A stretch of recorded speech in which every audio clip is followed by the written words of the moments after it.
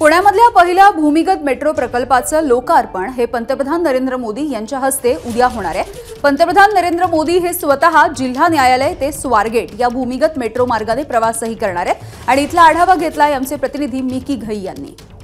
जय्यत तयारी या ठिकाणी पाहायला मिळते, कारण जे अंडरग्राउंड मेट्रो या ठिकाणी तयार झालेली आहे, डिस्ट्रिक्ट कोर्ट ते थेट स्वारगेट पर्यंत या मार्गाचं उद्घाटन पंतप्रधान नरेंद्र मोदी यांच्या हस्ते होणार आहे। आणि त्यानिमित्ताने जर आपण बघितलं तर इथं जय्यत तयारी सुरू आहे, फुलांची सजावट या ठिकाणी केली जाते।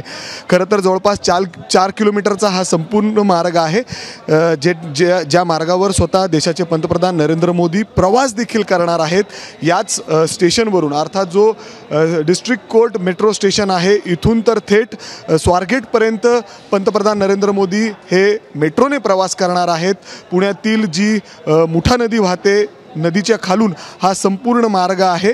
या मार्गाचं वैशिष्ट्य म्हणजे म्हणलं तर खरी जवळपास 4 किलोमीटरचा हा मार्ग असणार आहे आणि उद्यापासूनच पुणेकरांसाठी हा मार्ग खुला केला जाणार आहे। रात्री 8 पासून हा मार्ग लोकांसाठी खुला होणार आहे। अर्थातच पुणेकर गेले अनेक वर्ष अर्थात दिवस या मार्गाचं उद्घाटनाचं कधी त्यांना प्रवास करता येतंय याची वाट पाहून होते आणि तीच वेळ आता या ठिकाणी आलेली आहे आणि त्याच निमित्ताने या ठिकाणी पंतप्रधान येत आहेत। आणि त्याचबरोबर पुणेकरांसाठी खास आनंदाची बातमी म्हणजे पुढं स्वारगेट ते कात्रज पर्यंत देखील अंडरग्राउंड मेट्रोचं जे भूमिपूजन आहे ते देखील उद्याच पंतप्रधान नरेंद्र मोदी त्या ठिकाणी करणार आहेत। आणि त्यानंतर जे SP कॉलेजचं मैदान आहे त्या ठिकाणी सभा देखील आयोजित करण्यात आलेली आहे आणि त्या ठिकाणी देखील देशात अनेक जे वेगवेगळे विकास कामं सुरू आहेत, प्रकल्प सुरू आहेत, त्याचं देखील उद्घाटन पंतप्रधान नरेंद्र मोदी करणार आहेत। त्या पुणेकरांसाठी जे मेट्रोचं